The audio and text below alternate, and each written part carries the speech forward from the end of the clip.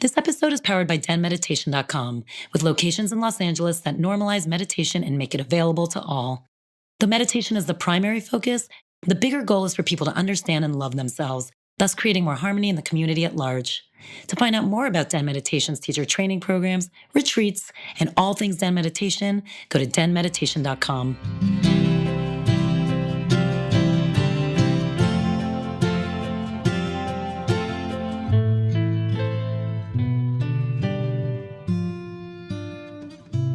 Hey guys, this is Tal, and welcome to DENtalks, a podcast that features successful people from all walks of life, taking us on their journey of self-discovery to help you with yours. Today, we're lucky enough to sit down with Ryan Weiss. You might remember his name if you listened to the Jamie Lynn episode, and if you haven't, I suggest you do. She mentions him a few times because he was actually her coach and a dear friend of hers and has helped her through a lot of her stuff. He's incredible. He's a yoga and meditation teacher. He teaches meditation at the Den. He's also the creator of Waking Up with Ryan daily newsletters. In this episode, we do talk how he did start in entertainment and how he's had this crazy journey off the stage of Broadway from Wicked to now being this spiritual, I don't want to say guru because he doesn't like that, but leader. He took a huge leap to find his purpose. We discussed the imposter syndrome, which I think we can all relate to, and how he chose not to settle. When he started saying yes to the universe started working for him. So he actually gives us a ton of cool tools on how you too don't have to settle for anything less than you deserve. Stay tuned for Ryan's personal practice at the end of the podcast, where he's going to share meditation on facing your problems.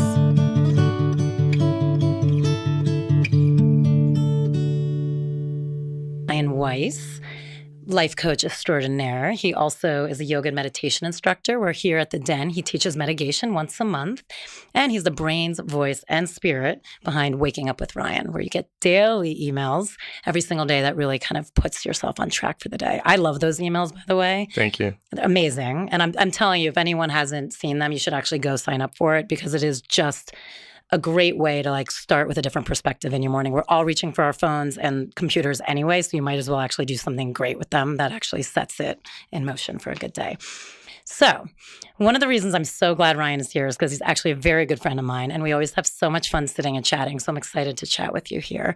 And I feel like I've known you forever. We say that every time we're together. Absolutely. And we've really only known each other, is it 2 years now? Max. Yeah. Maybe not even that long. Oh, yeah, 2 years. But about 2 years. Yeah. But every time we see each other, we're like, how have we not known each other forever? It just feels like family. And I've always wondered if part of that is because we both did have a very similar history. Mm-hmm. So we both started in entertainment. And now, so talk a little bit about that. I wanted to start there. What were you doing in entertainment? And then how did you get here? Yeah. Well, most recently, I was a director of development at a production company, which is what you were doing, just at a big studio. So we did a lot of the same stuff, like finding material that we found interesting, bringing actors together with writers, together with directors, together with studios, together. So it was a very creative job in some ways. And then in many, many ways, it was also serving a machine that I didn't feel so connected to the art it was creating. And I think maybe you have a similar parallel experience. So on one part, it was incredibly creative because we could have an idea for something and then have resources to pull the right team together to make it happen. And there's nothing quite like seeing something like that come to fruition. And then on the other hand, there's mandates that we know are going to reach a certain group of people at a certain place in the country who are looking for a certain kind of procedural material that's very basic, that's not asking any interesting questions, that's kind of popcorn so that the advertisers have something to play while the ads are running, which I always felt like, oh, you're asking me to create material to keep people glued to a screen so that they can be sucked for their money. Yeah, so they can buy Trident. Yeah, exactly. And I'm just not interested in doing that. And I won't do that anymore. So that was the last job I had in entertainment. Before that, I was at an agency that had an incredibly amazing experience. Now, what people need to know about an agency, if you aren't in LA or work in this world, it is very you're wearing a suit every day. It is very cutthroat. It's just hardcore. They don't leave much room for individuality there. So I just want to set that stage. If you're thinking about someone like Ryan now, who is, very spiritual and a life coach and very much who he is, that must have been tough for you to be a place like that. Yeah, it was equally tough. Again, kind of it had its ups and its downs. But I worked at a company company, if people ever watched that TV show Entourage, that was based on the company that I worked at. So you know all the people that I I'm worked giggling because I know the people it was based on. Course. Yeah. And so that was me running around absolutely in a suit. And the company at the time was a very lean company. It was really kind of cutting edge in the way it operated. And I chose to go there on purpose because this was before it had a major merge, and it was like not a 6,000 person company. It was like a smaller 250 person company at the time, which is still small in terms of, and especially doing the kind of level of work that it was doing. So I actually did find that I had the room to be an individual, which is very rare. That's amazing. But I gotta say, even though they kind of encouraged us to be, I came into that company and could see, the people who are really succeeding here are people who are like really cutting space for themselves and doing something interesting. Not everyone, but a lot. There was room for that at least. And I'm going to do that, And did you? I would say I did. And then I got to the point of they were like, it's time for you to become an agent now. And we want you to go ahead and do this. And I was like, I never wanted to do this. So it's so interesting because you do have such the right personality for those jobs, for the entertainment industry, and to succeed. You have the will, you're so much fun, you're outgoing, you can connect to people. Because I do feel connecting it to what we do now. What I loved in the development side was you are actually bringing out the best of people. Like, what's their best material? What's their best voice? What's their best writing? Which hopefully in the world we're trying to do with people in general. Yeah. But so why do you feel like it just wasn't gelling for you? Because I know if you chose to stay there, you would, you could be A+ in that world. Yeah. I needed to do what I needed to do. And I felt that way in my life. I was young enough and single enough and didn't have any kids to be in a position where I felt like what I'm going to spend, if I'm going to spend 10 hours a day or more, 12 hours a day, 14 hours a day on something, I need it to be what I need to be doing. And I didn't need to be working as an agent. It didn't come from my kishkas. It didn't come from my gut. It came from this desire to be important, to make a lot of money, and to sometimes feel creative. And I had to switch that around. Now, did you feel like you were searching at that time, or do you feel like you just kind of knew and you were fine? You know what I mean? There's some people who literally are, I'm guessing this was your 20s. Yes. So I feel like a lot of people in their 20s just feel like, I'm just searching. Do I want to be a nurse? Do I want to be a teacher? Do I want to be in entertainment? Do I want to be a writer? Or like they're trying on different hats. And then there's people who aren't necessarily searching, but are looking kind of for the confidence and the power to do what's somewhere in the back of their head they know they're supposed to do. Right. So where do you feel like you fit in? I think I was always open to trying new things. And before that, I was in a Broadway show for 4 years from Why don't you tell everyone what it was? I did the musical Wicked on Broadway. Well, I did it in Chicago actually for a year with Anna Gasteyer and Rondi Reed and these incredible actors. And then I moved to New York and did it in New York after that. Amazing. So that was like 19 to 23 years old for me. I think just naturally as a human, from the time I was a young kid, my mom always said every 2 years I had some new thing that I was obsessed with. Like for 2 years it was marine biology, and then for 2 years it was genetics, and then for 2 years all I wanted to do was play baseball. So I constantly was being like, okay, I learned that, time to go to the next thing. And so I've always had that energy of exploration, but I also always knew like I'm not going to settle. I'm not going to settle doing something that's like I'm okay with doing, and I need to do something that's deeply meaningful to me. So it's kind of a combination of both for you. Mm-hmm. So 2 years, I find that so interesting because I actually do have a theory that everybody has a number of years that they run on rotation. Mm-hmm. So it sounds like for you it's 2. Do you find in your adult life that it's still a 2-year cycle? For me, it's 5. It's always been 5. I think it's gotten longer. I do think it's gotten longer. And it's been a challenge for me doing the work that I do now, because I think I got to a certain point in doing this work now where I feel like, oh, okay, I'm in my soul. I'm doing what I need to be doing. It's deeply enriching. It scares me every day. It has such a wonderful payback for the effort that I put into it. I feel like it's purposeful. I feel like I'm shifting the work I'm doing is having an effect on people's lives. So all that's great. But then I also have the moment of like, do I want to do something else now? You know, like, do I want to go habit. explore Your something body else almost now? has like a habit knee-jerk reaction. But now I'm ready to not fight that voice, but to say, I hear you, I see what you're, because I would also say that that voice at this point, because I'm very committed to my path, when that voice kicks in, it's actually like a saboteur. It's like a sabotage voice that's like, you should stop doing this. You're getting too close to your heart and to God and to your center and to your true work in the world. Like, you should probably dim that light a little bit. So I'm working to not respond to that. But that's amazing that you're even aware of that. So do you feel like in your work, your own personal work, not the work you do with others, that that's kind of the struggle that repeats itself for you? Like, I feel like we all have something that you kind of heal and work with, and then you find it like rears its ugly head again in a different way. Like, do you think it's that, or is it something else? Like, what do you feel like for you keep working on? Yeah, that's a great question. And I probably could answer that question 100 different ways. But what's coming up is, I think it's absolutely, there's an aspect of me that probably comes from like a lack of worth or a lack of feeling like I own a place in the world or I deserve a place in the world. And so it's that hug feeling. You right now. Well, you know what? I think everyone probably feels that, some version of that, whether they use those words or not. But that feeling of, I don't deserve to be successful. I don't deserve to, why should I have a voice that's louder than anybody else? I don't really know what I'm talking about, or that voice of that sabotaging, like, what do you call it? The imposter syndrome that like has kicked in my whole life. Just feeling like you're an imposter and you're living a life you're not supposed to. I used to feel like that with my first job in entertainment, and I got an executive job pretty early in my career. And I remember I'd come home to my roommate every day and be like, I'm just waiting for them to figure out that I don't know what I'm doing. Mm-hmm. And I just felt like I didn't belong. I didn't deserve the job. And it took like years for me to actually have that confidence. Not that I didn't have confidence, but to actually believe, oh, no, I am good at this. I can do it. I always felt like I was faking my way through it. Yeah. Always. Yeah.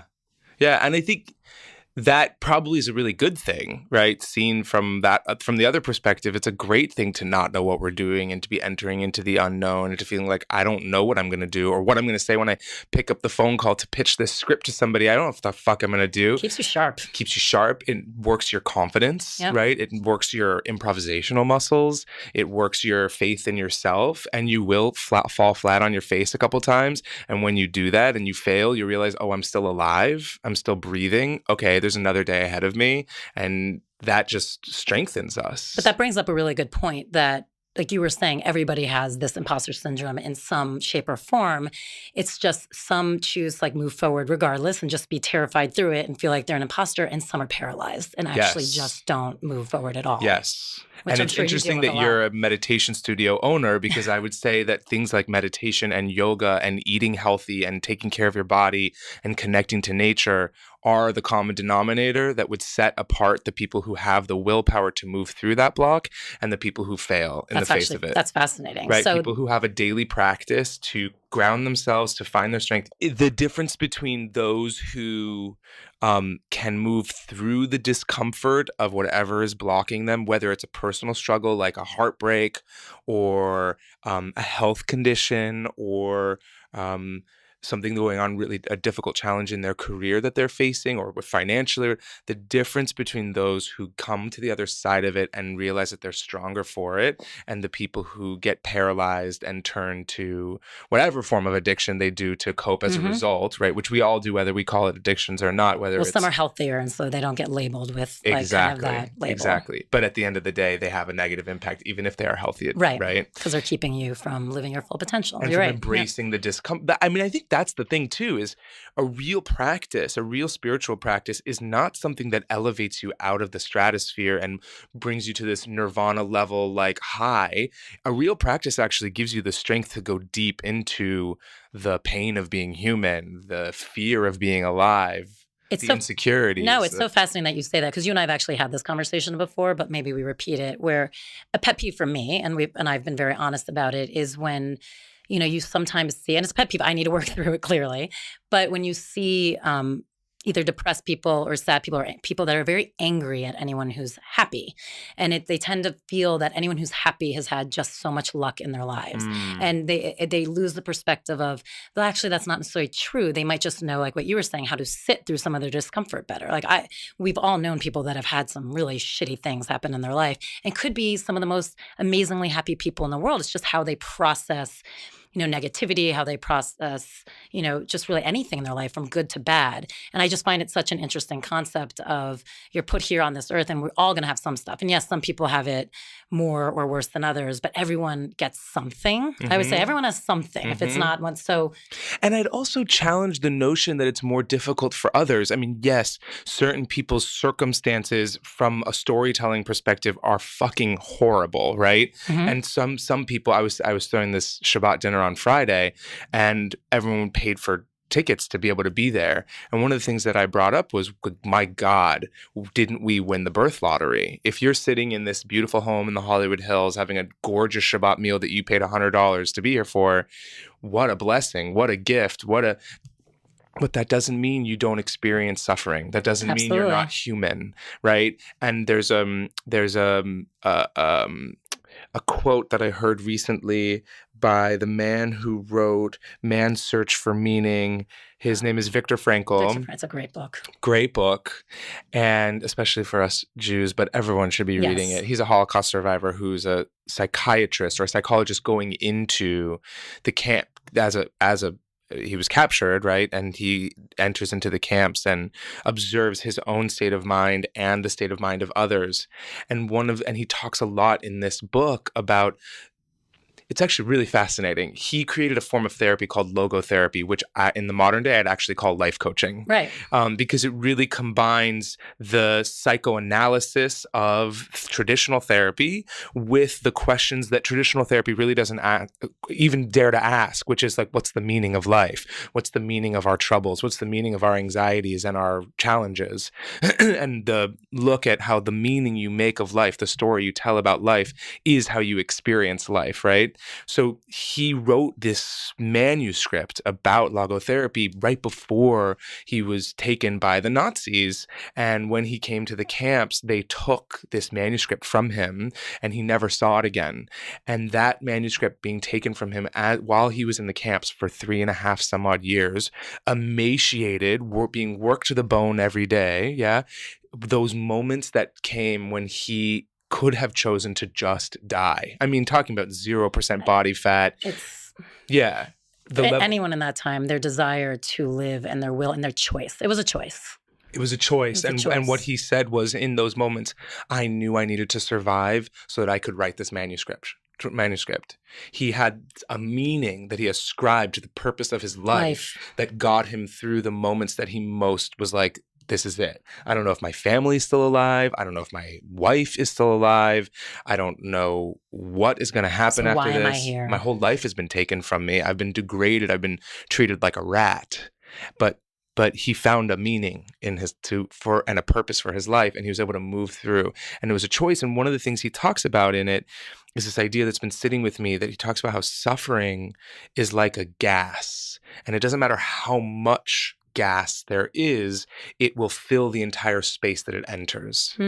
And that's how suffering is. It doesn't matter how much suffering there is, it will fill the entire space. So some people may, from an outside perspective, have less suffering than others, but it fills the entire space unless we do something about it, right? Unless we find the practice to sit with it and to not tell a story about it, and instead to actually feel it. Like, I'm teaching mitigation today, and the theme is heartbreak for today.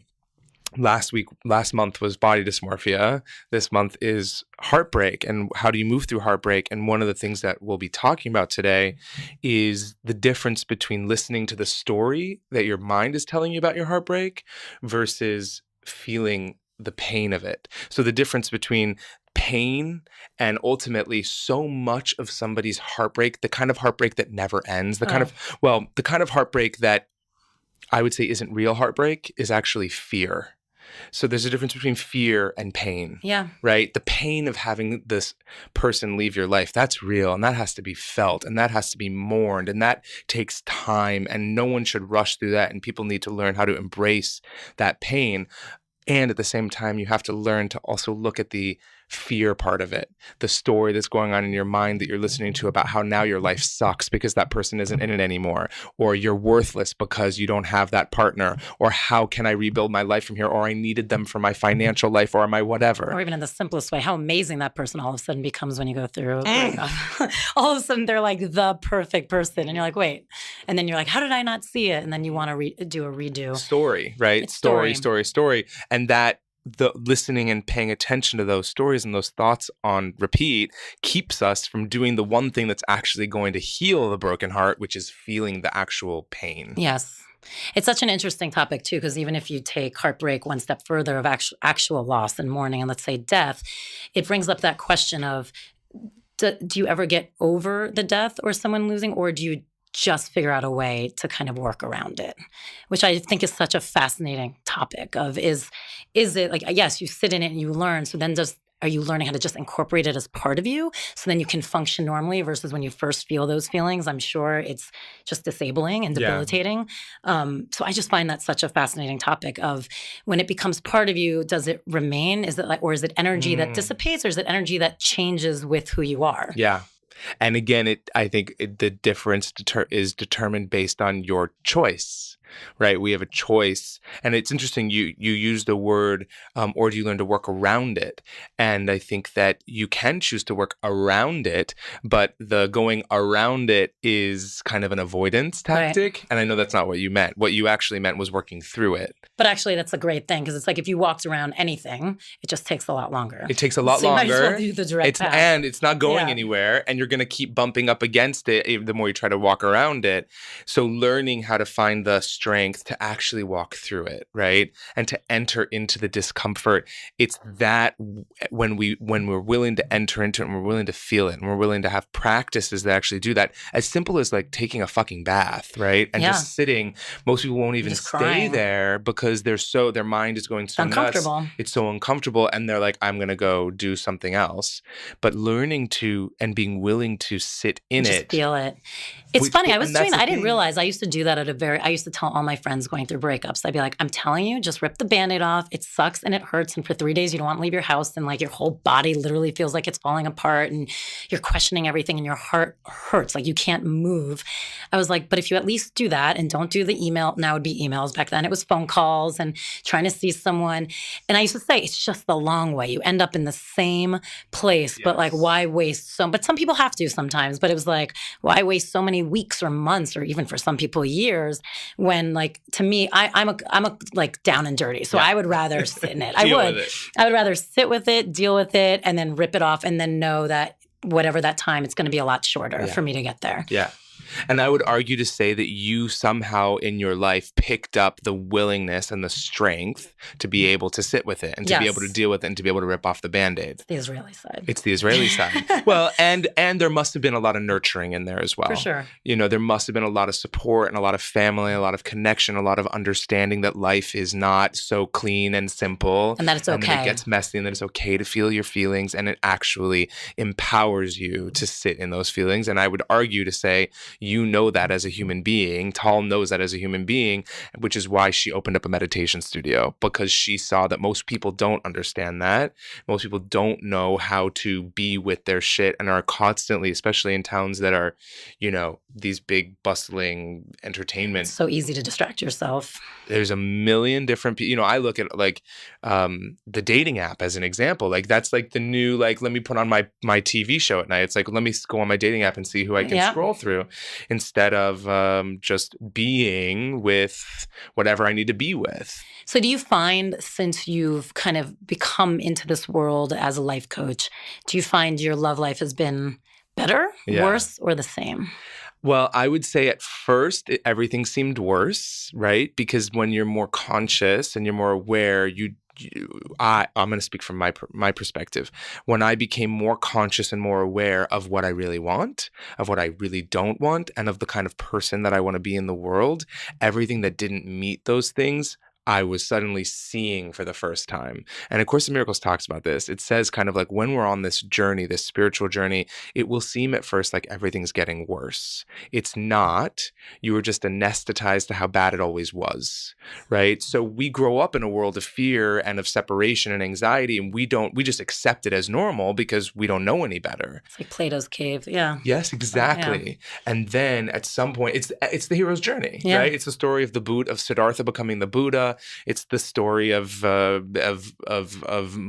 every great avatar. Is they have that moment when they realize, oh my God, life doesn't actually have to be this way. I don't have to continue telling the story that I've been telling. I don't have to just assume that life is competitive and assume that relationships are fucked up and assume that people abuse me or whatever your thing, whatever your wound, your story is, and we all have several that we repeat. As soon as we have that moment of like, oh my God, wait, I've been telling that story, and then we start kind of analyzing or saying, staking a claim of like, this is how I want my life to be. These are the kind of relationships that I actually want. Now we start to see the things that we don't want much more clearly. So it did become much more difficult at first. And I had to move through, I'd say 2 really tough, several year relationships and breakups. One of them you were with me for. Yeah. And my heart was broken more than it ever had been broken. And I would say that wasn't so much because of the person I was in the relationship with, but it was more because of my own willingness to feel the actual pain. So one of my ex-partners right now is going through a really, really hard breakup. And we haven't spoken for many years. And he came back into my life because he needed just some connection around the heartbreak that he's going through. And he's realizing a lot about our relationship that he didn't realize until going through another relationship and realizing he did the same patterns and the same stuff. And now he's going, oh my God, wait, I need some clarity. And oh God, well, I don't remember why I brought this up. You were talking about that you had the ability to sit in it more this time and the pain and your last. We talked just last night, and he was in one of those moments of like, utter destruction. Like I don't want to live anymore. I don't see that kind of real tough moment. And one of the things that he was talking about, it was like, God, he's just like realizing how fucked up he is. And why doesn't he have the ability to be in this heartbreak? And why does he want to distract himself with all these things? And he was like, it shouldn't be this hard. And I said, well, you're thinking that it shouldn't be this hard because you're thinking that this is just a breakup with one human being. You're not associating the reality, which is the breakup with this human being is bringing to the surface all the pain you've never felt, all the sadness you've never felt, like all the all of it's like a massive zit popping, and now you have to clean it all up. And so if we just tell the story, oh my God, my heart is broken because of this one situation, we're stealing from ourselves the truth, which is all of the depressed stuff we haven't felt comes to the surface. So we no longer have to tell the story, I should be better at this, right? I should heal faster. It's like, no, you have a lifetime of stuff that's coming to the surface right now.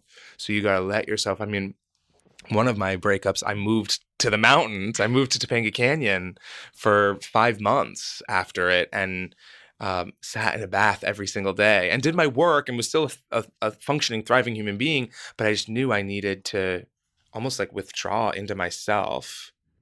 Now, do you feel like do you feel like you have that tendency of kind of when you're going through stuff, do you withdraw? Is that I don't. I actually think I have the tendency to do the opposite. Well, I should say my old story is I was very much kind of, if there's 2 different styles of being in a relationship, one is like the anxious, which also another word for that is narcissist. And then the other one is that's reversed. One is the avoidant, which is also the narcissist. You and I have talked about this. And the other would be the anxious. And another word for that is the codependent. And I've always erred on the side of the codependent, of the anxious. Codependents and narcissists do really well together. Brilliantly well together. To go, until you realize Brutal. You cannot do it. And at some point you realize, okay, for 3 relationships, I've played the part of either the avoidant or of the anxious, right? Of the narcissist or of the codependent. And I'm not going to do that anymore. And I'm going to bring myself more to the center between the two, the place where, because to a codependent, it seems narcissistic to take care of yourself. So for me to like say what I needed or what I expected, or to bring to the table what my requests, felt selfish. It's so interesting you're bringing this up because it's actually something I wanted to talk to you about, because I think about it a lot and you're touching on it, but I feel like what's the next step? Like, let's say as a codependent, you get to the place of realizing, well, I have to take care of myself. I'm important. I need to do what I want to. Like, I shouldn't be sacrificing those needs, which is a very healthy place to get to. What is the balance or the line of when selfishness happens and when it doesn't? Because the hard thing about being in any relationship is, yes, everyone needs to be their own human beings, and that's the healthiest version, but there's still a give and take, and there still has to be a level of acceptance of who someone else is and how they work with you. So what is that balance? Because I do find it's a tricky tightrope to walk where you want to make sure you're taking care of yourself and not being codependent, but yet when do you strike the line of you actually are maybe hitting some selfish tones? So I don't think there's one clear answer for this. And I'm going to use you and how well I know you as an example. You're a smart, grounded human being, and you always have the best of intentions. And you're always you're always also willing to turn the focus back on yourself and go, okay, you already said it once. You were like, brought up something earlier, right? And you were like, I recognize this is my stuff coming up, right? Not a lot of people will communicate that way. So you are, I would say, a grounded, good intended human being. And do you fuck up with this stuff? Absolutely. Absolutely. But do you also always come back to asking the question? Yeah, I ask it all the time. Exploring? Yeah. So isn't that probably what navigates the path of your relationship that's allowed it to keep moving forward and keep growing and keep moving through the difficult moments? For sure. I just find it's such an interesting thing and maybe it is from a codependent point of view, or maybe it's just that ability of being a whole person, yet also making sure you're giving in enough to be a supportive partner. If you're willing to be conscious enough to recognize, oh my God, I've developed this kind of patterned way of being, then maybe I'm going to try exercising the other side of that. I'm going to go into a relationship knowing that that's going to be my tendency, and I'm going to try being whatever that means. I'm going to try being more present. I'm going to try being a little bit more conscious. I'm going to try offering a little bit more of myself. I'm going to notice when that tendency to run away comes up, and I'm going to breathe through it instead of running. Now, what advice would you give? Because I think I hear it a lot when I just talk to people. I feel like a lot of people do get into relationships with narcissists, and it is a really tough thing because a narcissist usually has no clue that they're being a narcissist. So it's actually a very difficult thing to break through because no matter what you say to them, they really don't see it. It's not that they're being obnoxious or they just don't see it. So what advice would you give to someone who's struggling in a relationship with a narcissist?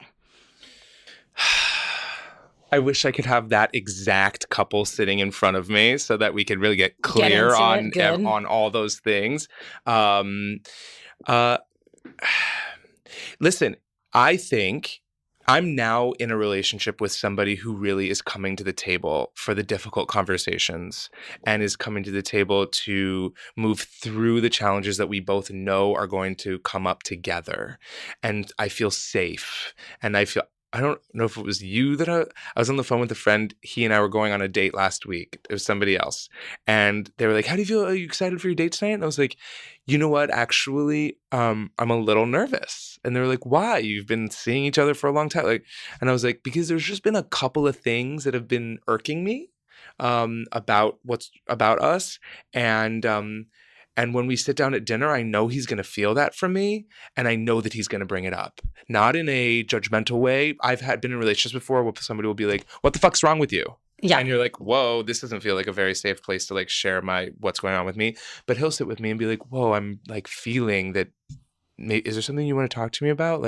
I'm here, whatever it is. I love you and I support you. And I knew that was going to, so that's the kind of relationship that I'm finding myself in. Yeah. Which is challenging for you in a great way. Very much, because part of me wants to not deal with the stuff, but I know that he's going to feel it and bring it up and vice versa. So It's funny that you mentioned that because I'll remind you of a story from very early in your relationship where there was that moment where something was irking you about him, something small, because it's the beginning. We're all looking for a million things for it not to work.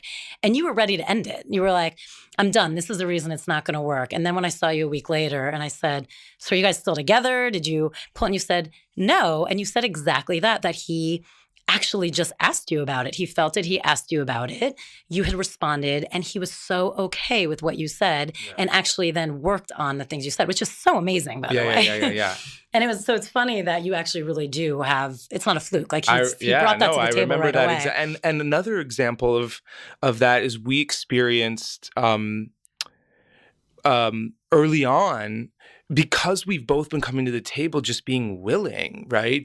And we've both been in enough relationships now that have shaped us and formed us to know relationships are challenging and they're supposed to be challenging. And they're supposed to be challenging because it's through that challenge and through that fire that we ultimately grow, right? And we burn away our bullshit and we come to the table and go, this is actually really serving my growth. And it's beautiful that I get to do it with you. And it's going to be challenging. You're going to push my buttons. I'm going to push your buttons. And there was a moment. Go ahead. No, go ahead. So there was this moment when we'd been kind of really frustrated with each other. And I remember we were in the car and he was talking about how he was really trying to figure something out so that he could know how to show up for it. And he needed to figure it out. And he talked for quite a while and he kept using the language, I need to figure it out so that I know kind of how to be within the relationship. And I just was very much listening, and I responded saying, wow, you and I are so fundamentally different. I'm actually the polar opposite of that. I know that for me, I will not figure something out until I fully engage in it, right? He was saying I need to figure it out first so I know how to engage, right? So therefore he wasn't engaging. Right. And I'm the opposite. I engage so that I can know how to figure it out. And I try to show up fully for it. And then that ends up showing me whatever it is. And it was one of those moments where I think both of us could have looked at each other and been like, okay, cool. Well, then sayonara. This isn't going to work. But instead we were both like, that's how you are. This is how I am. Now I understand you. Now we understand each other. We have compassion for each other. We understand why we are that way. Which goes back to the acceptance thing. It's like, how can you just accept someone for who they are? And I think some people would say, well, then won't that just turn me into a doormat? Like if I just accept that my partner is this way. It really is the balance of the whole thing. How much you give, how much you take. It's tricky. Or if there's any problems at all or struggles, does that mean you move forward? Because I agree with you. You do grow together when you work through stuff. But it's like, but wait, if some people would say there shouldn't be any problems at all to begin with. So then they don't enter that relationship either. So it is really, it's just relationships are so fascinating. And I would say what you just said is the fundamental reason that relationships don't work is because people have not, and this should be the theme of this episode. I think this is what keeps coming up. The purpose you ascribe to anything is what it becomes, right? And A Course in Miracles says you can either apply a holy or an unholy purpose to being alive, and then you'll find that purpose, right? So you can either look at life as this, and what it means by holy would mean an opportunity to learn who I really am, an opportunity to dive deeper into myself, an opportunity to challenge the beliefs that I've come into the world with or that I learned in my childhood, to come into a deeper knowing of who I am in my core and in my truth, non-judgmentally, right? And if you look at life in that way, you're going to look at every challenge that happens in your relationships, at work, or with your health as an opportunity to dive deeper. And grow. But most people, we've been fed the story through several hundred years of storytelling with romance storytelling and romance novels, which turn into romance movies. Our friend Catherine Wood Thomas talks about this. We've been fed the story also commercially that a relationship is supposed to be perfect and fun, and the man and the woman and the six-pack abs and her beautiful legs and strolling down a beach and eating beautiful food and having sex all the time. And I've never seen a commercial that with a couple, think about a car commercial. Have we ever seen a car commercial where that couple is fighting, where she's feeling neglected? Which it should be, because when you're buying a car, who's not fighting? Exactly. Exactly. It's always the perfect couple coming together media. To So get the all perfect the car. storytelling we've been told by the media and the world in which we live is that relationships are supposed to be easy, and when they get challenging, you should run, right? Some version of that. Relationships are supposed to be happy. You're supposed to be having sex all the time. You're supposed to be like perfect with everyone's families or whatever. You're supposed to be on the same page all the time. And that story is... Well, then I'm doomed. We're all I'm doomed. just kidding. Because A Course in Miracles says the purpose of relationship is for mutual healing of both people. But healing doesn't happen through happiness all the time. Healing happens because the stuff that's unhealed comes up to become healed, right? That's how healing happens. If the purpose of relationship is for healing, that would mean the purpose of relationship is I'm going to trigger your shit, you're going to trigger my shit, and I'm going to have to move my shit, and you're going to have to move through your shit, and somehow we're going to have to find a way to help each other through that shit And in a when perfect it's world, coming we're up. moving together and closer versus apart. Yeah.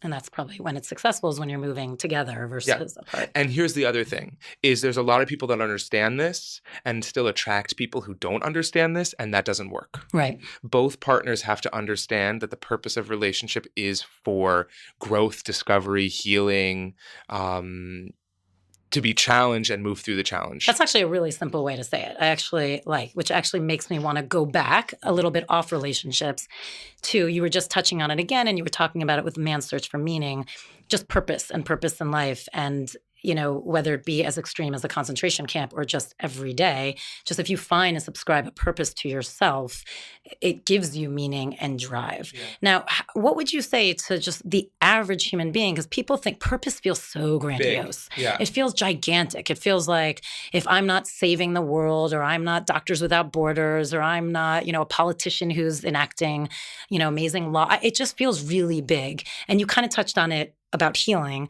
but what would you say to someone about the little purposes, the little things you can do in life that can actually really change? Again, it can make that depressed person who thinks happy people are lucky as hell, it can start shifting the way someone looks at things. Yeah. Absolutely. I'd say that we have purpose backwards, that we think purpose is what you're saying, these like big, phenomenal, making a massive dent in the universe.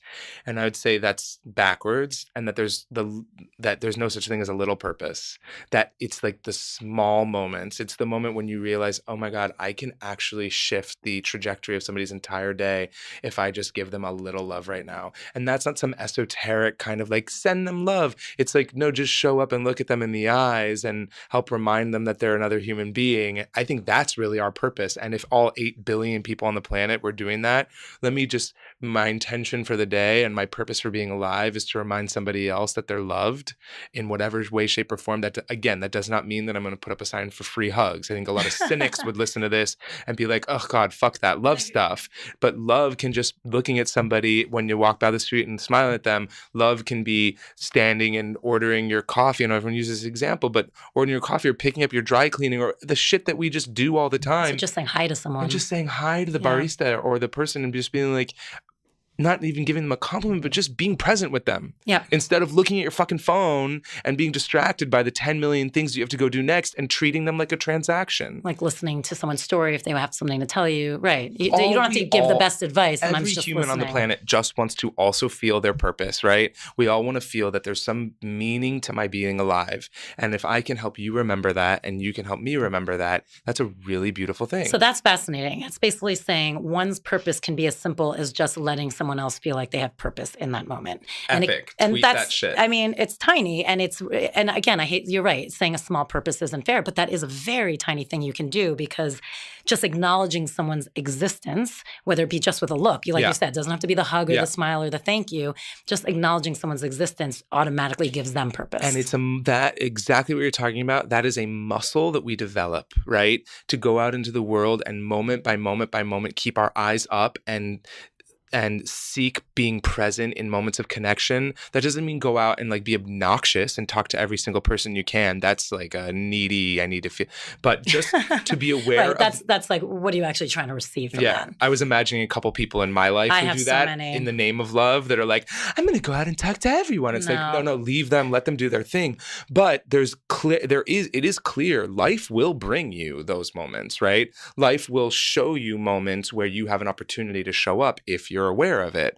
And so if you're responding to those moments with love and presence and awareness and helping somebody else feel their purpose and their meaning in their life, if you do that over and over and over and over again, all of a sudden, a month later, a year later, whatever, you're like, oh my God, I've figured out my purpose in life, right? Like, oh, this is what I'm And you supposed might not to do. even have to think about it that way because you just might be feeling more whole, period. Exactly. So you don't almost even have to like dwell on it. Right. I mean, that just brings up a funny story where it was one of those days for me that everything went wrong. My car was towed, my own fault. Parked it in the 4:00 zone and just totally forgot about it because I got into work. I had a crazy year last year, did not get my smog check. So then they held the car. So then the next day was getting to the DMV first thing in the morning, then going back to the tow truck place. They look at me and basically say, no, you're not supposed to come here. You're supposed to go all the way to Santa Monica, which from where I was very far. I'm like, are you joking? He's like, nope. I had to go 45 minutes in an Uber there, then wait. It was freezing. They weren't very nice. Drive all the way back 45 minutes. Then I had to go get myself. I mean, it was just one of those days I laughed. Wait, and what she missed was she said, and then I had to go get my child. Was that what you were about to say? Yes. At one point, then I'm like shopping for my child. That she's like a mom, too. A mom and a business owner. It was crazy. And a business owner. And look, the whole day I did have the perspective of this was my fault to begin with. But I will say, like to what you were saying, and I don't know if it was me who showed up first. Frankly, I really don't think it was. I think it was the guy who worked in the tow place. There was something about him that was so lovely and nice. And the way he just looked at me when he saw me coming in, the minute I knew I went to the wrong place, which nobody told me to go anywhere different, there was something he said or did. It was simple as like, I know you're about to have the biggest tour of Los Angeles and I'll see how it is when you get back. That just immediately made me feel okay. And it changed the trajectory of my day. Yeah. And I joke because everyone I told what happened was like, that's horrible. I'm like, actually, you know what? It was fine. Everyone was so nice that I met. And I kept meeting really nice people at the smog check place. The DMV woman was really nice to me and kind of let me off with something. And then, I mean, I love that guy at the tow truck place. He was nice to me all 3 times I saw him. And it was just, it's true. I think he showed up for me just a little bit, and then it changed me and allowed me to show up to everybody else, to the woman serving me at Winchel's because that was the only place open down the street. Yum. So I think it was pretty great.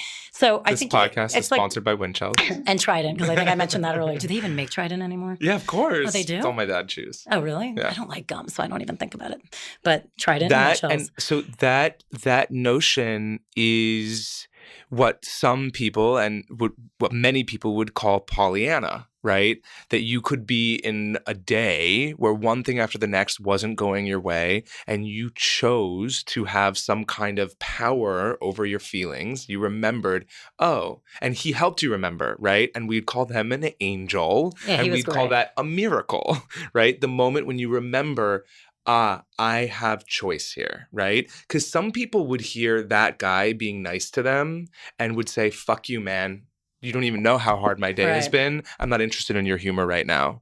But you also are open. You're an open human being. You I was have really a practice. thankful for him. Yeah. And so you were able to see the gift when it showed up. So many people have not practiced and honed that muscle of awareness, so they don't see the gifts when they show up. And the gift is always something that helps us open our perspective to seeing something differently, right? So I recently had a procedure that was very, very, very uncomfortable, medical procedure. I'm not going to get into what it was. I know what it is. You know what it was. And it was very, very, very uncomfortable. It felt very evasive. And I was 100% awake for it. And I lied down on the bed for the situation, and they started the procedure. And, the doctor was very nice, but he said a couple things that really freaked me out. Like, hey, just make sure not to touch any of the metal on the bed, which the whole bed was surrounded by a metal frame. Because if you do during the procedure, you can get electrocuted. Oh, God. Right? So that was one thing. And then with the procedure, and then I noticed my potential. Well, I gotta say, actually, I laid there and I heard all of that, and a mantra was just like going through my head, right? I'm a Kundalini yoga certified teacher and student, and the mantra Sat Nam, which means truth is my essence, which is just a sound current, was just going naturally. It was just going through my mind. Sat Nam, Sat Nam, Sat Nam. And that mantra then reminded me to breathe. So I was taking deep breaths. So I was laying there, and you can only imagine the effect that had on my physical body. Meanwhile, my brain was completely calm, and I started sweating. So my body was really uncomfortable. The animal part of me was like, you're not safe, you're not safe. It was literally sweating, like trying to get out of here. You're uncomfortable.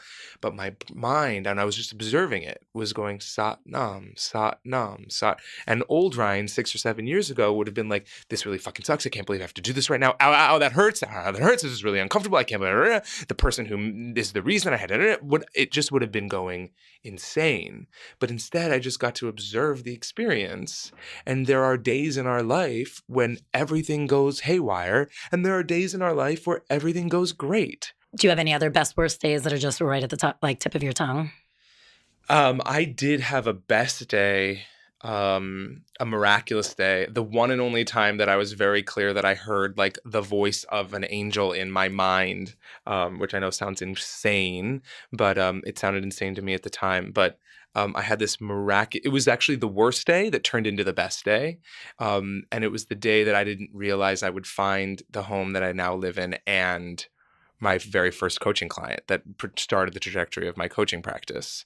And it was a day that I woke up, I had $200 in my bank account. I had spent about a year and a half unemployed after leaving the entertainment industry, blew through all my money, moved out of the house that I lived in because many reasons, but was living at my sister's house on the upper bunk with my little 3-year-old nephew at the time, super frustrated. I literally had no money in my bank account.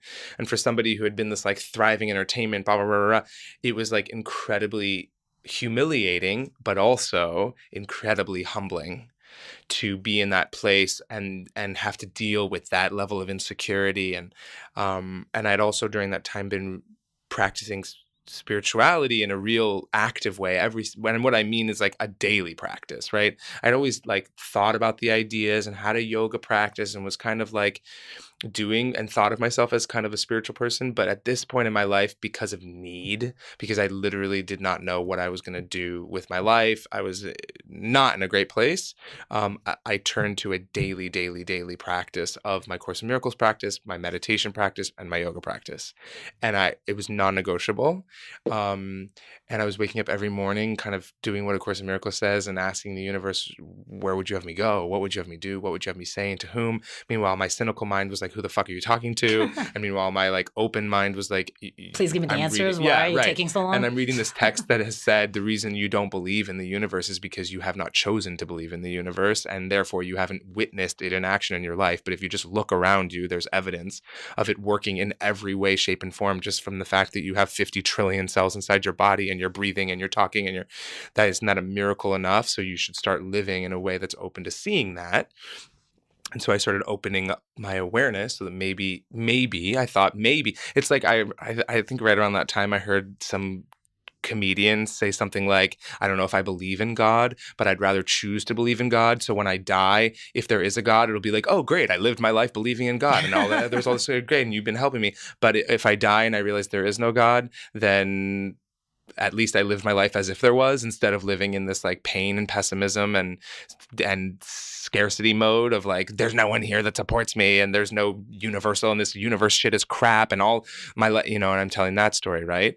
So I would rather live. So I was like, you know what? I'd rather live as if, let me practice living as if there is some supportive intelligence of life that is directly giving me life every single day and is the reason I'm alive and sustains me here. And let me have a conversation with it. And this one morning when I woke up at my sister's house, I went into my day. I knew I needed to look for a place to live, even though I had no money. I went to go look at a couple. I'm giving you cliff notes. I like it. I went to go look at a couple of places.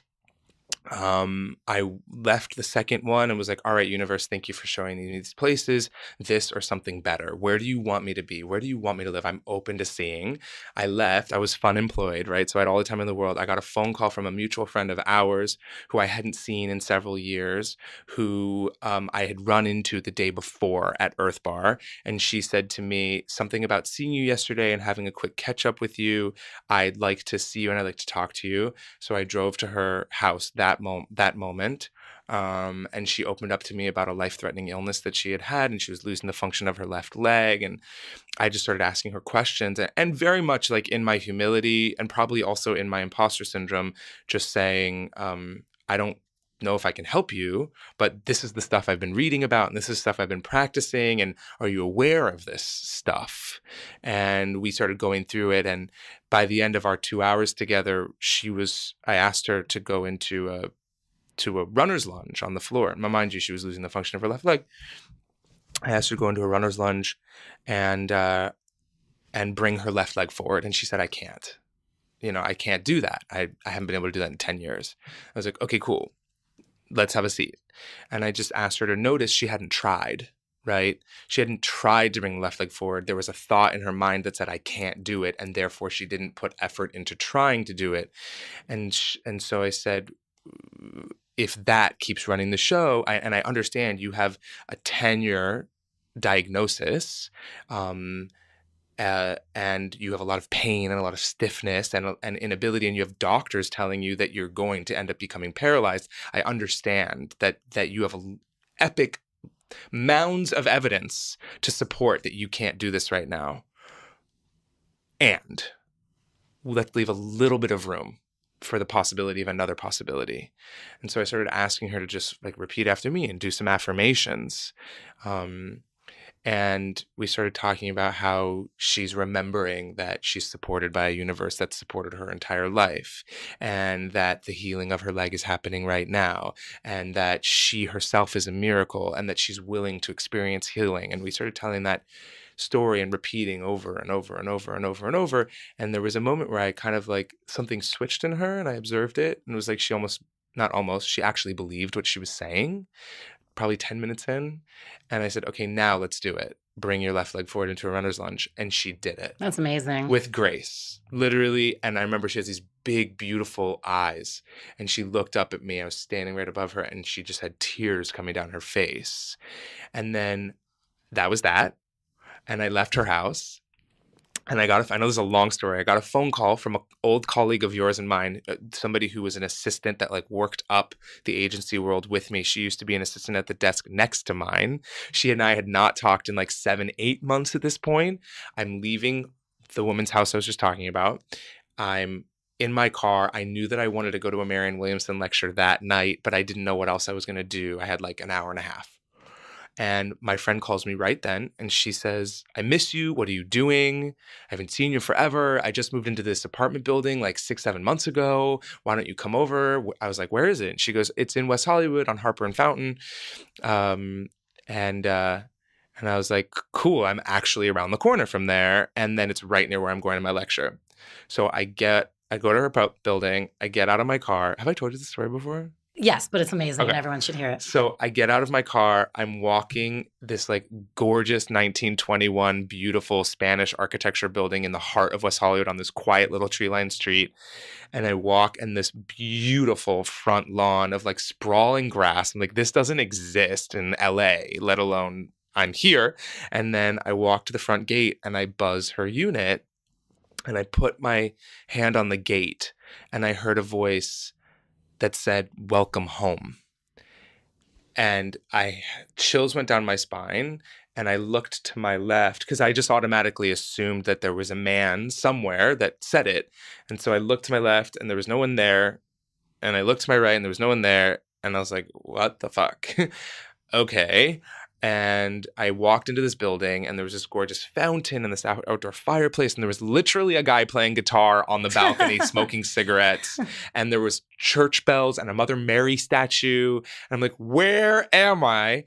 And my friend waves me into her unit, and I walked into her unit. And that very same voice said, as soon as I walked into her unit, said, this is your home.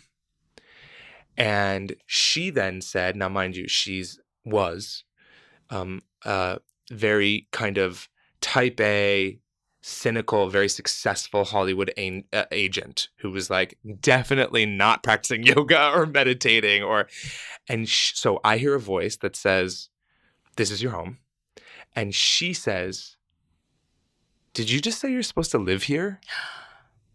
And I said, no, I didn't say that. And she said, weird. Okay, well, anyways, come here. And she grabs my hand and a flashlight, and she runs me across the courtyard, and she shines a flashlight into this unit. with this beautiful, I mean, like original terracotta floors and wood beam ceilings. I mean, arched doorways built in 1921. She goes, this guy, Barry, moved out this morning and there's never an availability in my building and there's a wait list, but like, do you want me to see what I can do? Like, are you actually looking for a place? And I was like, if you only knew where I've been today and like what's going on. She and I hadn't even caught up yet. The next morning I went to go see the place. The next morning I wake up, I get a call from the landlord saying, everyone in my building emailed me saying they want you to move in. I didn't meet any of them. So my friend, out of the kindness of her heart, went to all the people in the building who were all her friends and said, please email our landlord about Ryan. So she goes, why don't you come meet me? I go, I meet her. We have a great time. She's like, come back with a check for $2,500 and the place is yours. And I was like, okay. I had $200 in my bank account. I leave. I'm like, all right, universe, God, you are clearly all over this one. Like, I have no doubt. The fact that I found this place and it happened on the day that I've been saying, and I've been willing to go look at a place, and so show me the money, you know? Minutes later, my phone rang and it was the woman who I did the session with the day before, which I didn't realize was my first coaching session ever at the time. And she said, so remember, she's the one who brought her leg forward. And she said, I woke up this morning and for the last 10 years, I've woken up every single morning deathly afraid that this would be the day that I wouldn't be able to move my body, that I'd be fully paralyzed. And I wake up stiff and sore and challenged, and I hate getting out of bed in the morning.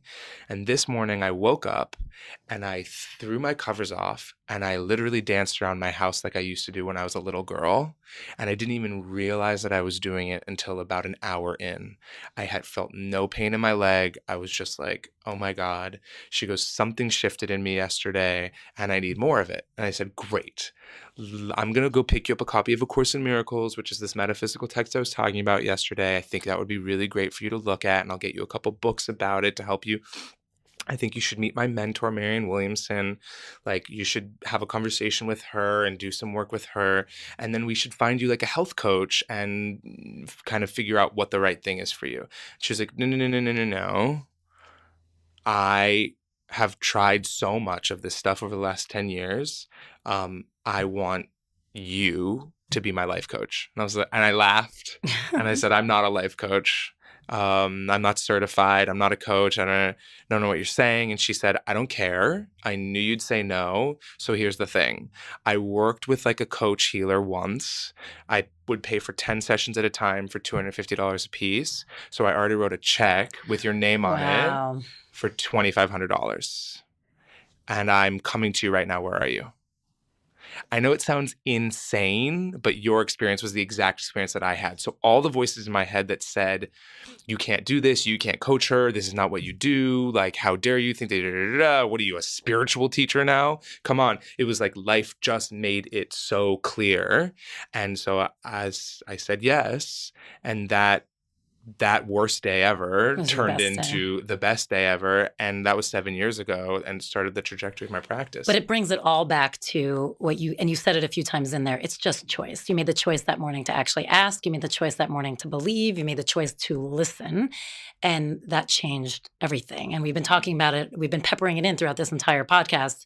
If you make the choice to look at it differently, if you make the choice to go into a relationship and know that it could be work, but that could be amazing, it's all about choice, which is a beautiful thing because that means you have power. And there's probably a lot of people listening going, yeah, but he didn't have 3 children as a single mother. Yeah, but he didn't have whatever life circumstances are so ginormously, you feel like you're under the weight of the largest weight that you cannot move, right? There are people who are in so much agony that they go, yeah, nice for him, but he didn't have wasn't dealing with what I'm dealing with.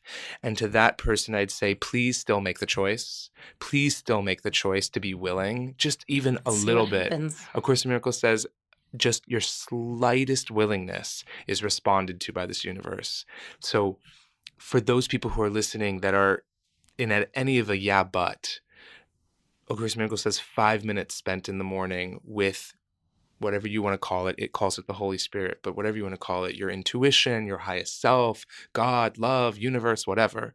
5 minutes spent in the morning with that presence will ensure that it's in charge of your. That's incredible. And it's actually a perfect place to wrap up because unfortunately you have to teach. But I think that actually goes into just telling you a little bit more where you can find Ryan. I really do suggest that you go and get his daily emails for exactly what he just said right now. It will inform and change the decisions you make throughout the day. You've heard him all you've heard through this entire podcast how inspirational you are. You just have such an amazing outlook on life. So there's zero reason to just not click that you want to do that. And you get just, it will really uplift you and change the way you look at everything. But really quickly, if you can rattle them off for the community out there, what's your favorite spiritual book? I know what you're going to say, but What do you think I'm going to say? I don't know. Maybe I'm wrong. No, Go. tell me. Because I can name another one. Well, I would say, I mean, Course in Miracles, I feel like tends to be your... Yeah. And I would recommend somebody, if you're interested in Course in Miracles or any of the stuff that I'm talking about, it's what comes from that. But before you get the course, to also get Marianne Williamson's book, A Return to Love, or if you want to get like a weird book, this book called The Disappearance of the Universe by Gary Renard. Both of them are about A Course in Miracles. So it's sort of like you can read the cliff notes before you dive into it. I think that's really important. Is there a movie that's affected you? Or a documentary? Oh my God. Tom Shadyack's movie, I Am. Did you ever see it? Yes, amazing. Really good. And his desire to bring science into the spiritual conversation so that you can kind of understand that there is a real way of starting to verify what the unknown support system that we have. I Am by Tom Shadyac. So if you had one piece of advice to do, I mean, what you were saying besides getting your emails, but one piece of advice to do first thing in the morning, what would it be? Go to gratitude the minute you open your eyes. Spend a few moments thinking about all the ways that you are blessed in your life and bring your attention to that, even if you feel like your life is under attack by the world, to open your eyes and recognize you have the choice to find things that you can be grateful for before you jump on your phone and before you jump into your responsibilities for the day.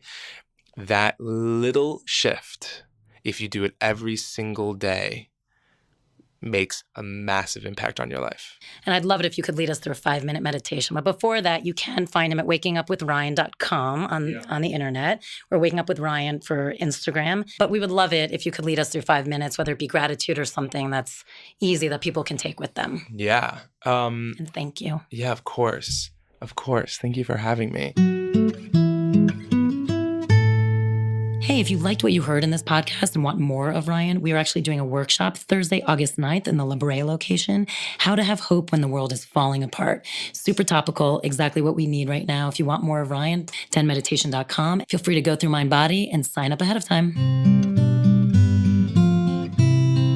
I would love to do a little meditation on...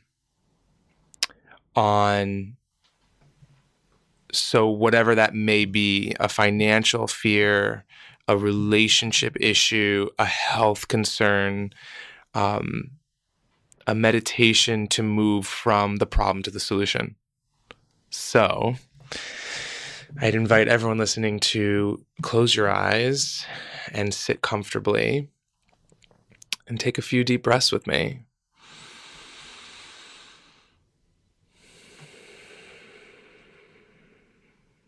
Take a few more deep breaths, exploring the depths of your ability to open as you inhale and pulling in the belly as you exhale. Recognizing that so much is happening as we simply sit with our eyes closed, focusing on our breath.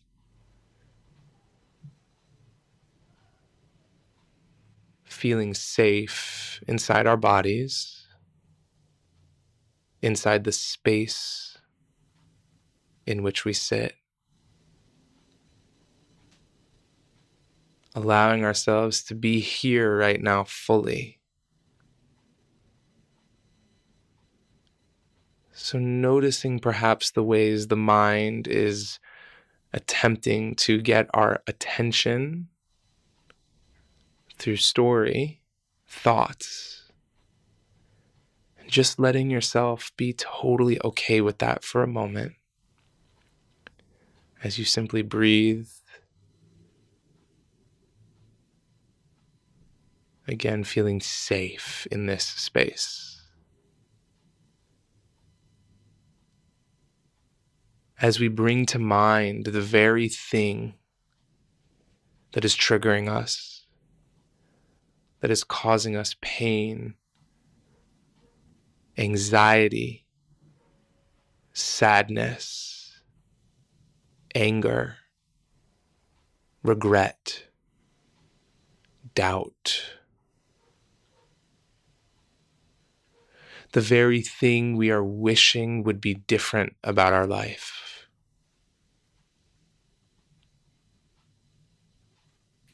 The thing that we can feel weighing us down, that's sitting on our shoulders. The thing that we have felt powerless in the face of. So letting that situation and all those who are involved come to the forefront of your mind as we take a deep breath in and exhale.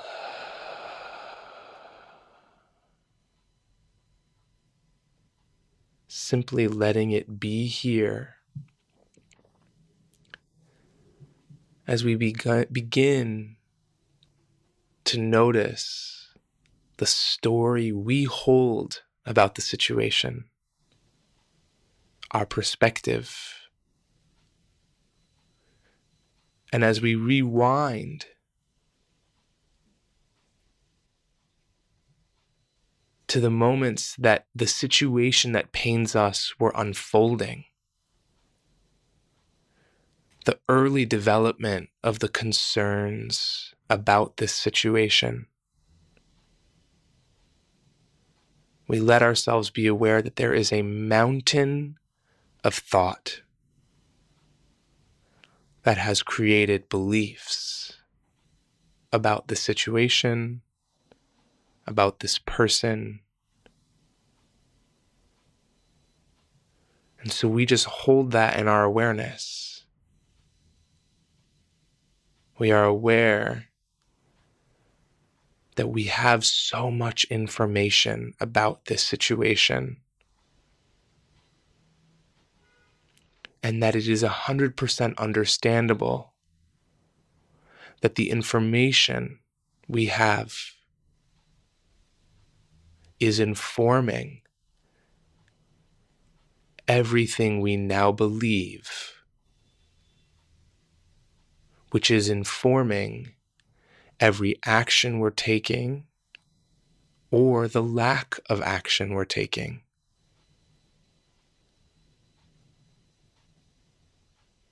And so,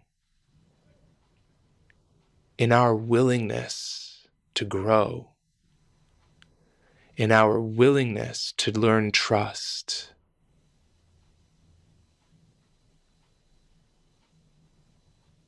we begin to find just even a glimmer of gratitude for this situation in our life.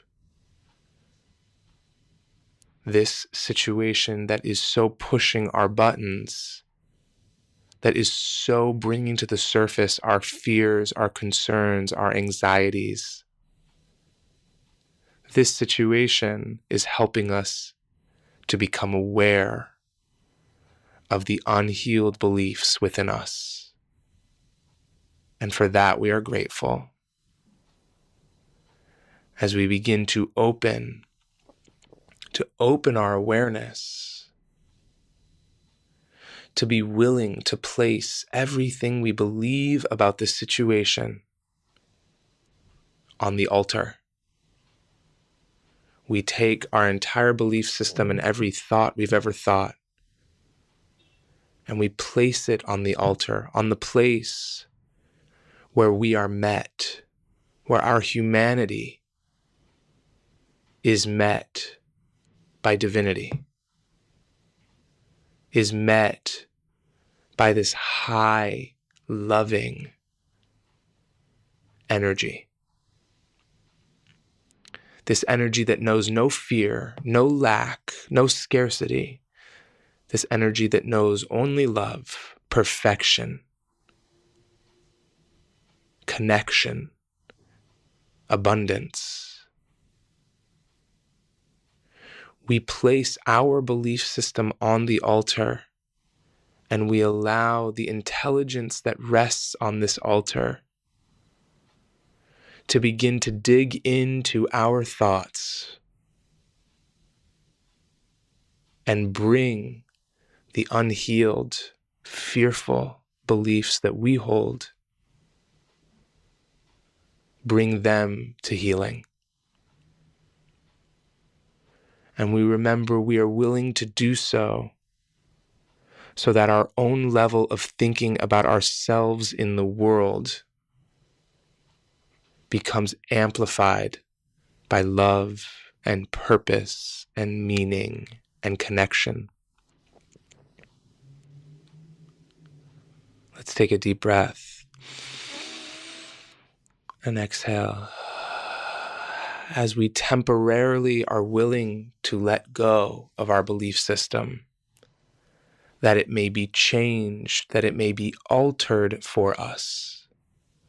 What we place on the altar is then altered. And to this energy, to this grace, we say thank you. And to the person or the situation that has been triggering us, we too say thank you. Thank you for exposing wounds that I have. Thank you for giving me an opportunity to change my own habits, to alter my own belief systems. Thank you for giving me the opportunity to empower myself to find my strength, my grit, my love, my faith. Thank you for helping me rediscover my connection to an intelligence that knows no bounds. As we trust that that which we placed on the altar is now being redeveloped and placed back into our consciousness, and trusting that life itself will provide opportunities now for us to approach this situation a little bit differently, with a little bit more patience, a little bit more ease, a bit more understanding, compassion, calmness, whatever the salve that's needed.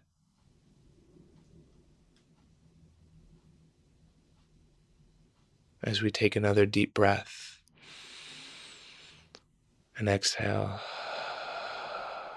we simply ask that this universe and the love that rests within each of us continue to show us the way from our problem to its solution, from our pain to our healing, from our fear to our grace. As we take one last deep inhalation together, exhaling, and so it is. So it is. DENtalks is produced by Michael Burke, Mike Burns, Reem Edon, Nicole Rappi, and music by Alex Fetter.